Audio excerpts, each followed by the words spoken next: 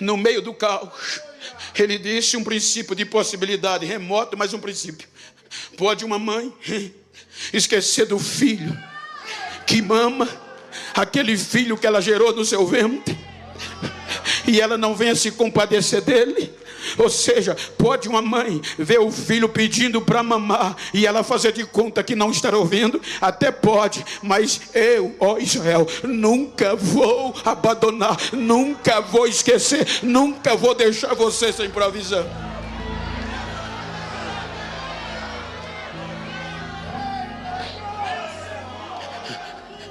Israel é o único povo que recebe princípio de aproximação a Deus. Veja que em todo o planeta Terra, só Israel tinha esse Deus. Deus lhe dá sacerdote, Deus lhe dá rituais de santidade, e para melhorar, Deus faz uma nova aliança. Uma aliança com sangue de animais puro, para aniquilar, para cobrir a lei do pecado e a morte. Para cobrir a lei do pecado e da morte. Vejam que Israel tinha um intercessor que ele uma vez por ano entrava no santuário, e por meio do incenso subia em cheiro a Deus. E agora aquele incenso estava substituindo, estava cobrindo aquela acusação do pecado da geração de Adão, que cheirava mal às narinas de Deus. Agora só Israel produzia um incenso que cheirava como um cheiro suave às narinas de Deus. Quando o cheiro chegava no céu, adiava o julgamento, porque era bom, e Deus descia na terra e a glória cobria Israel. Deus vai ensinando Israel, Deus vai amando Israel, mas a lei do pecado vem. Deus dá lei. Veja que Deus, por meio de Moisés, tem a lei de Moisés, em qual os judeus se baseavam para não transgredir. A regra agora era a lei de Moisés vencer a lei do pecado e da morte. Mas a lei de Moisés, baseada no sangue de animais, com base na prata e no ouro, não foi suficiente para vencer a lei do pecado e da morte. E quando a lei do pecado e da morte prevalecia, o risco de uma nova audiência estava breve e eminente. Então, quando a lei do pecado e da morte insiste, a lei de Moisés adoece. Nós lemos, a lei de Moisés é ferida e cede, e o pecado vem. Então Israel peca, Israel transgride. Aí o inferno, a lei da morte e do pecado, pede uma nova audiência, e a audiência era com a mesma prova.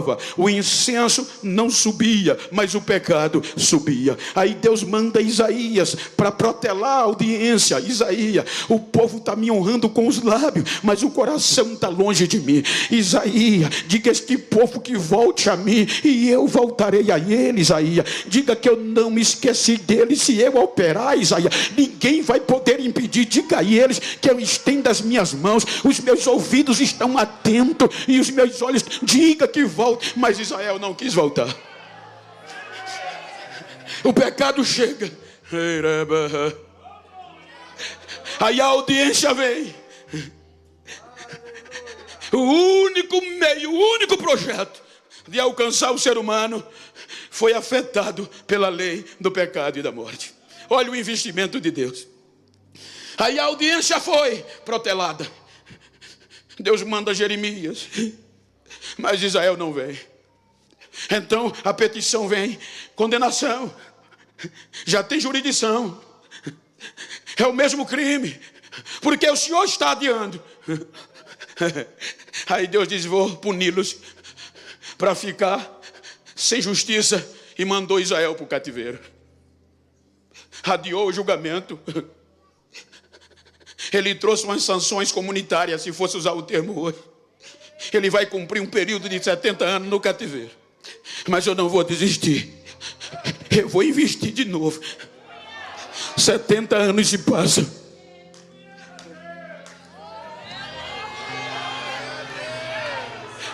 Quando a lei do pecado e da morte achava que a condenação já era certa, aí Deus vai buscar Israel de volta. Mas Israel volta e não é mais o mesmo. Aí Deus usa o profeta Ageu para estimular e dizer: recomecem. Em outras palavras, eu estou disposto a renovar vocês. Veja que Israel foi deteriorado. Quem via dizia: não tem mais jeito, precisava ser renovado. Aí Deus diz: recomecem, que eu vou renovar vocês. Eu prometo a vocês que a glória da segunda casa vai ser primeiro. A glória do recomeço vai ser maior do que quando era. Recomecem. Israel recomeça, mas não consegue vencer a lei do pecado e da morte. Se você olhar a mensagem de Malaquias, Zacarias, é só reclamação. Como foi dito aqui, porque até as ofertas que eles davam era desobediência, porque agora eles não traziam mais ofertas perfeitas, com excelência. Agora era animal aleijado e cego. E quando Deus reclamava, eles diziam: e por que Deus está bravo com a gente? Aí Deus diz por meio do profeta: vocês dizem que eu estou zangado com vocês, mas vocês dizem que um pai merece respeito e o seu senhor merece honra. O pai merece honra, o senhor respeito. Então, se eu sou pai, onde está o meu respeito? Se eu sou senhor, onde está a minha honra? As ofertas que vocês estão trazendo são de animais cegos e aleijados. Vocês estão dando oferta melhor para o governador de vocês do que a mim. Vá oferecer o que vocês oferecem a mim ao governador, ver se ele quer. Mas Israel não melhorou. Aí agora vem o julgamento, o silêncio. Veja que aqui Deus se cala. Os elementos comprobatórios eram tão fortes da nossa condenação, porque o único projeto agora que Deus levantou de forma espiritual para nos reconciliar com Ele, a lei do pecado e da morte venceu. Aí Deus diz: vou me calar, não tem mais jeito. Eu não vou mais mandar profetas. Eu não vou mais investir com visões nem com sonhos. Eu vou me calar. Eu vou levá-los a juízo. E prepara o trono para o julgamento. Se você olhar o investimento que Deus fez, me permita, os teólogos, estudiosos, é um pensamento meu. Quando você lê João, capítulo 4, lá do Apocalipse, eu quero entender que foi aqui quando não tinha mais jeito. Quando todo investimento foi jogado fora pelo ser humano. João disse que estava preso na ilha de Patmos. E ele disse que em espírito, em visão, viu uma porta aberta no céu. E uma voz, como voz de trombeta, disse: João, sobe aqui. E ele sobe. Ele disse que quando subiu, viu um trono armado. E trono fala de julgamento. Na questão contextual, ele diz que o que estava sentado no trono era de glória. A adoração a ele era total. Mas quando chega no capítulo 5, ele diz que houve uma procura. O que estava sentado no trono gritou: procure nos céus, procure na terra, procurem debaixo da terra alguém que possa tornar eles, possa interceder, que possam interceder e trazer recurso para eles. Os anjos procuraram debaixo da terra, os anjos procuraram na terra, os anjos procuraram no céu. E quando voltaram ao trono disseram: ninguém, Senhor, ninguém. Porque João diz que na mão direita do juiz já estava a sentença condenatória, escrita por dentro e por fora, selada com 7 selos. Aí eles dizem: nem no céu, nem na terra, nem debaixo da terra, ninguém foi achado digno de tomar o livro, de quebrar os selos, nem sequer de olhar para ele. Acabou.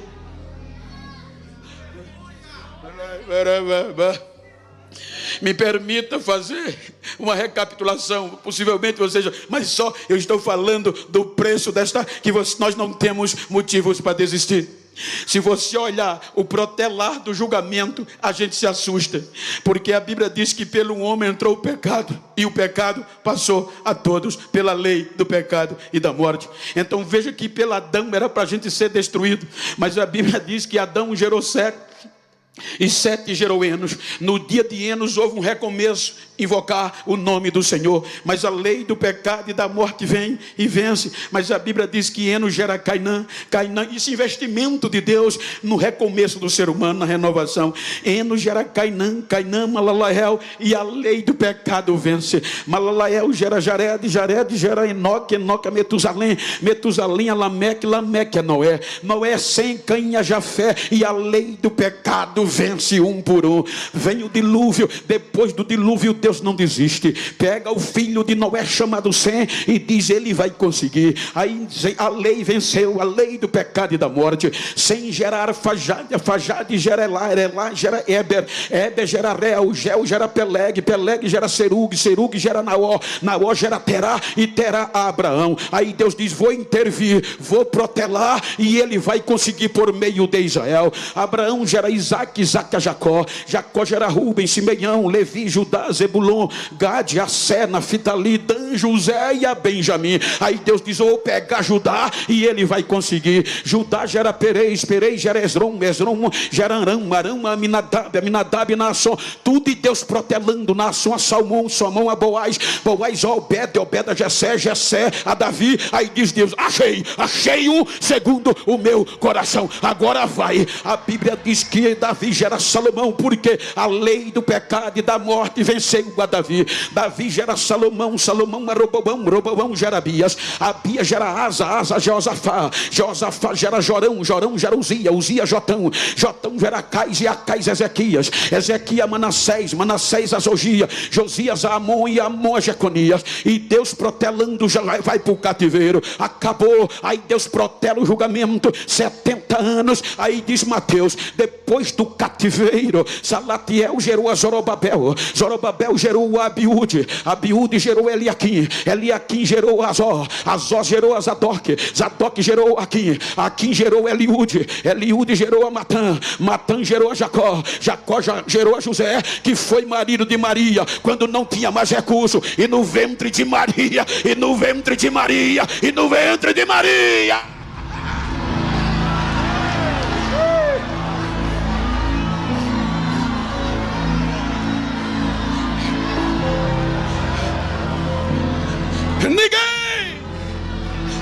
Ninguém foi achado digno. A lei do pecado e da morte do inferno dizia: acabou, condenação.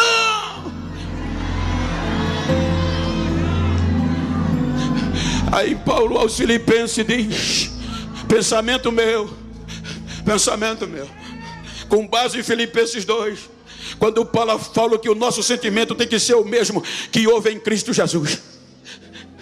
Aí surge uma voz, quando o trono já estava pronto, quando a condenação já estava explícita, quando ninguém foi digno, a condenação veio, e a sentença era a morte eterna para todos os seres humanos. Porque já havia uma jurisdição, porque o julgamento dos anjos foi sem recurso e sem recorrer. Agora Deus protela tudo isso, e quando recursos parece que está acabado, aí surge uma voz: eu vou, Pai.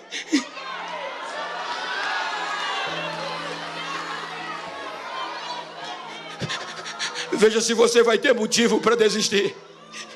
Mas você é Deus. Eu não me importo. Eu não vou tomar o direito de ser igual a Deus. Mas vai ser humilhante. Não tem problema, Pai, eu vou. Você vai se tornar servo como eles, homem. Tem problema não, Pai. Eu estou disposto a me despir da minha glória, e vou descer, vou me humilhar, vou tornar a forma de homem, e vou trazê-los de volta para o Senhor. Eu vou trazê-los de volta. Vou pagar a sentença, Pai. Ei, maravagaiada.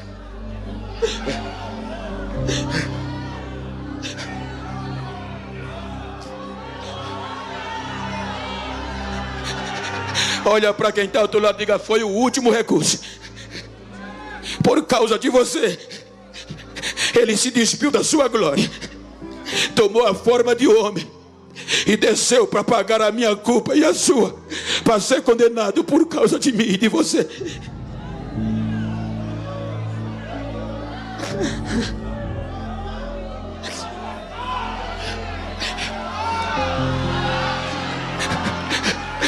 Não há uma mensagem mais contundente para você falar em mistério do que essa.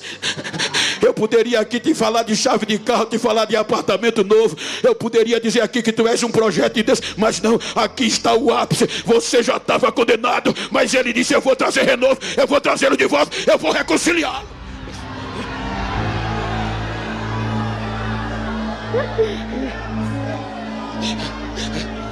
Por isso que aí Paulo, escrevendo a região da Galácia, capítulo 4, ele diz: cumprindo a plenitude dos tempos, Beto, Deus enviou o que? Seu filho, nascido de mulher, nascido debaixo da lei, para resgatar todos que estavam condenados pela lei. Ele vem, e ele vem pelo o contexto bíblico para um objetivo lógico. Veio para os que eram seus. Israel, o projeto. Veja que quando aquela mulher Ciro-Fenícia o procurou, ele bateu na lata, foi taxativo: filha, eu fui enviado só para um objetivo. Qual? Restaurar as ovelhas perdidas da casa de Israel. Mas Israel rejeitou. Paulo, no capítulo 10 aos Romanos, diz que Israel rejeitou a justiça de Deus. Quando Israel rejeitou, o projeto missionário rejeitou, aí a morte, a lei do pecado e da morte dizia: está vendo, tem jeito mais não. O que é que o Senhor vai fazer agora?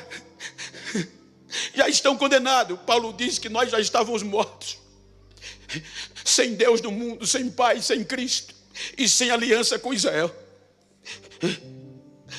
Aí ele diz: eu vou adotar. Vai adotar o quê? Os gentios.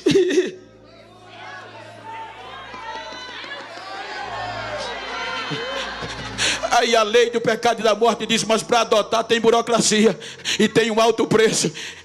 Eu pago.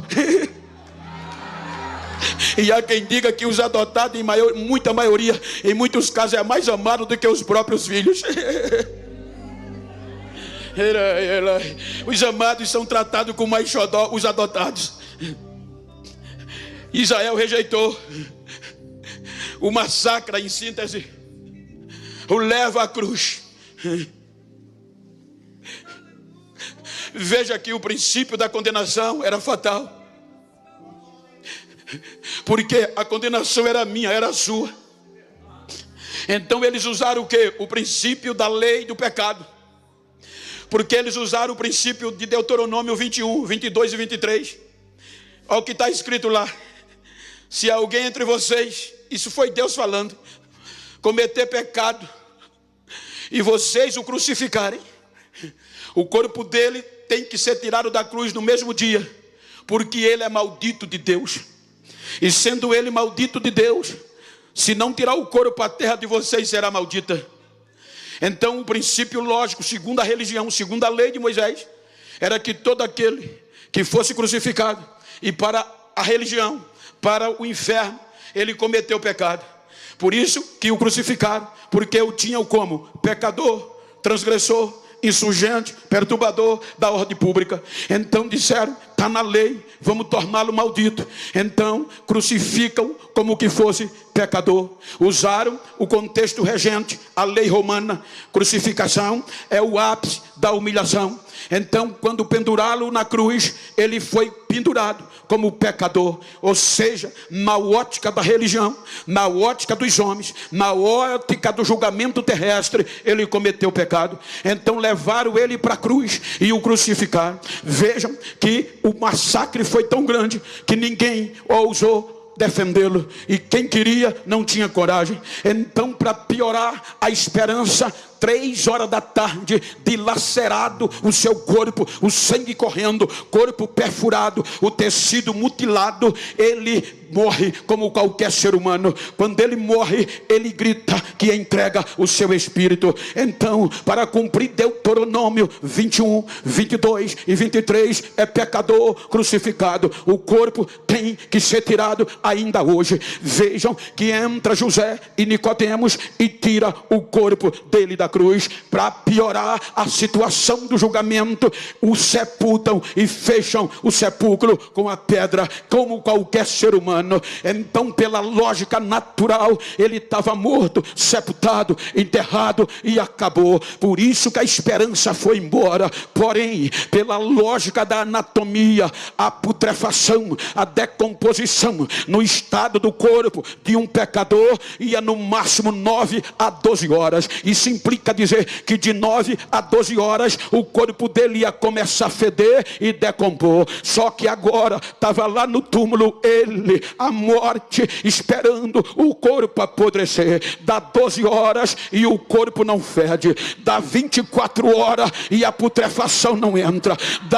Vai passando. Dá 30 horas e a putrefação não chega. Vai chegando o terceiro dia, vai chegando 72 horas e a putrefação não chega. Aí a morte não entende. A morte diz: o que é que está acontecendo? Ele não está fedendo, eu já o matei e o corpo está do mesmo jeito. Pecado, vem cá, o que é que está acontecendo? Porque só tem decomposição se tiver pecado, porque o salário do pecado é a morte e a decomposição, mas ele está intacto, ele não está apodrecendo. Aí o pecado diz: é que em tudo eu o tentei, mas ele não cedeu, ele venceu, eu não consegui entrar, eu não consegui. Aí Deus diz: ele está limpo, tá? Então sai morte, sai pecado, sai inferno, volta a viver. Ele ressuscitou.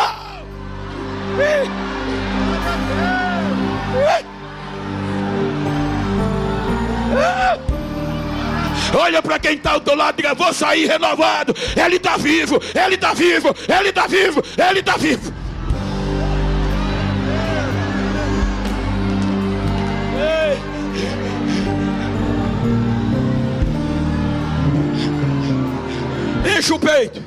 Enche o peito, grita o mais alto que você puder, para o inferno saber que você tem direito a ser renovado. Diga agora, diga comigo: portanto,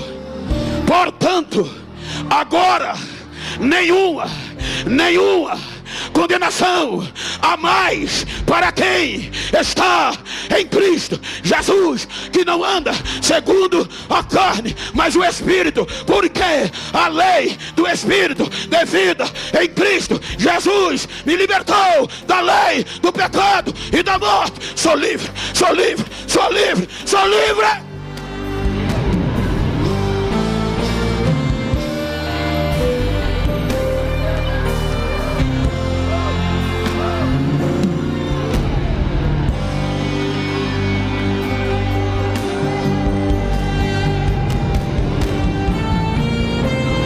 Olha o que Paulo diz.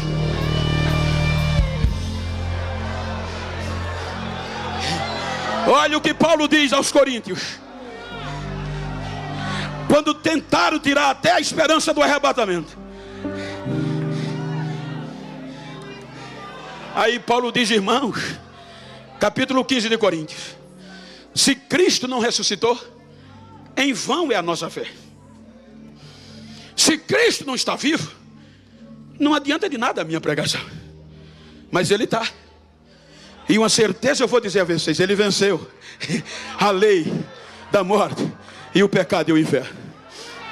Ele diz: eu não quero, irmãos, eu não quero que vocês sejam ignorantes, mas eu tenho um mistério para dizer a vocês: nem todos dormiremos, mas ao toque da última trombeta, os que morreram em Cristo ressuscitarão primeiro, e depois nós que estivermos vivos seremos transformados e subiremos a nos encontrar com eles no céu, e de lá subiremos para estar para sempre com o Senhor. Aí o lindo é agora, quando ele diz: e quando, irmãos, isso que é corruptível se revestir da incorruptibilidade. Isto que é mortal, se revestir da imortabilidade. Vai cumprir o que está escrito. Eu quero acreditar, gente, que vai ser rápido.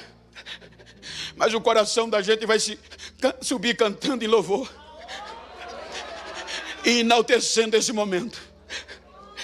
Ele usa isso aqui para estimular os irmãos que estavam desistindo. Ele diz: irmão, aí nós vamos subir cantando, na minha linguagem. Cantando o quê? Diga comigo qual é o hino. Diga qual é o hino. Agora diz: aonde está? Olha a primeira estrofe: aonde está? Ó morte, o teu aguilhão. O aguilhão da morte é o pecado, e a força do pecado é a lei. Aonde está, inferno, a tua vitória? Mas graças a Deus por Jesus Cristo, que nos deu vitória. Portanto, diga para quem está ao seu lado: portanto, meu amado irmão, sede firme, inabalável, constante, avante na obra do Senhor. Não desista, porque há uma recompensa. Há uma recompensa.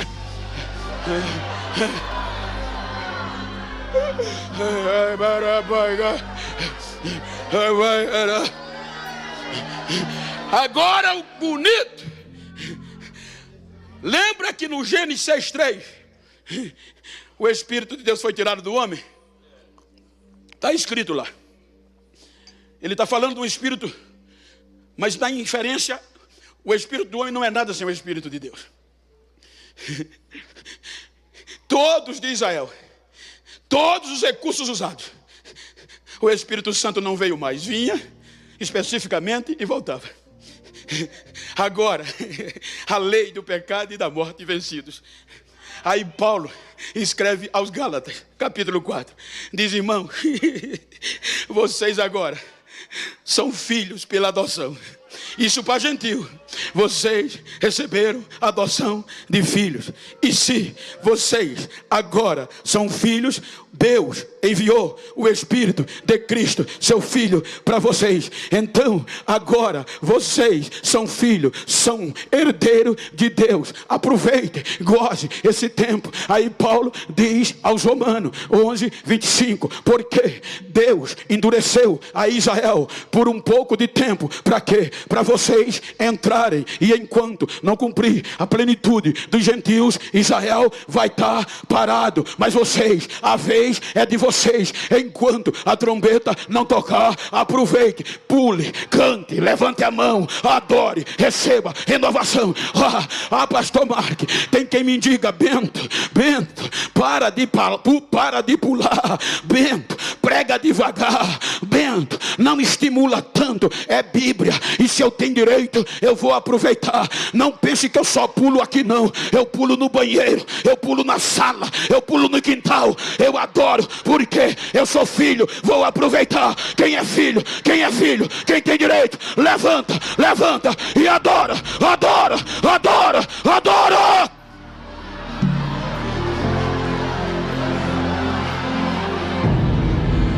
Vira para quem está ao teu lado, diga: vira para quem está ao teu lado.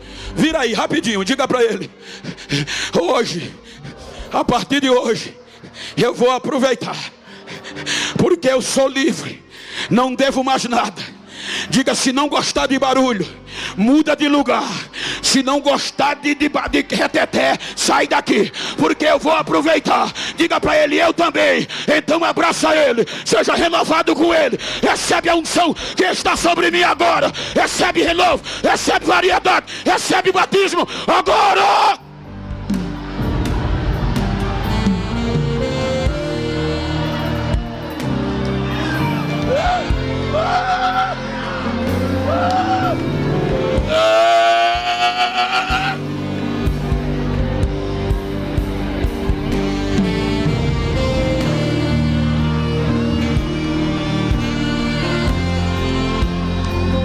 Sabe qual é a onda agora? Sabe o que estão dizendo? A igreja está diminuindo. Lá fora a onda é essa, mas aqui dentro está crescendo. Estão dizendo: a igreja de hoje não é mais como adiante. Está fria lá fora, aqui dentro o fogo pega.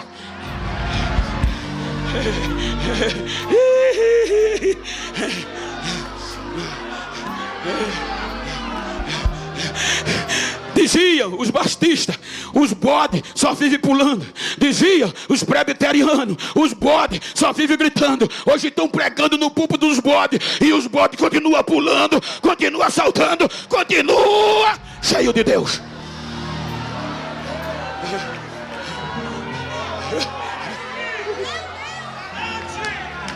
Não devo mais nada. Diga para quem está ao seu lado: estou livre. Diga para ele: você pode ter chegado só aos cacos, mas tem direito à renovação. Então abraça ele, abraça ela aí, mas abraça mesmo. Talvez ele chegou aqui querendo desistir. Talvez ela chegou aqui querendo ser ferida, descartada. Mas diga para ela: já foi pago. Ele venceu, ele venceu, ele venceu. Você está livre. Então deixa eu ouvir o barulho de línguas estranhas. Deixa. É renovação. Deixa eu ver Jesus batizar aqui agora. Espírito Santo, Jesus, batiza agora, setente, renova agora. Deixa eu ouvir novas línguas estranhas. Distribui variedade de língua agora. Ei. Eu vou dizer como diz os pregadores: tenha 3 segundos para adorar. Agora!